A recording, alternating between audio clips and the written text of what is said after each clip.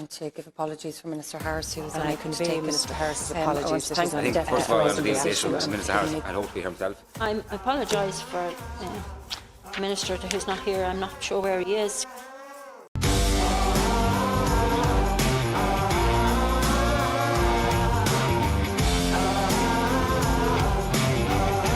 We have a credible plan, doubling investment in the NTPF, National Treatment Purchase Fund, 2,600 new hospital beds, 5 million more home care hours.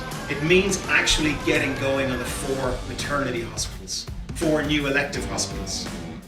It means investing properly in general practice. It means investing in community care and working with the voluntary sector.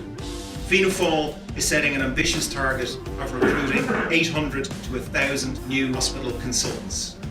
We can get sick men, women and children the care they need. We can have an Ireland where children with special needs don't wait 4 years for their first ever concession. All of this is possible. We have the determination, we have the ideas and we have the track record to fix our public health care system.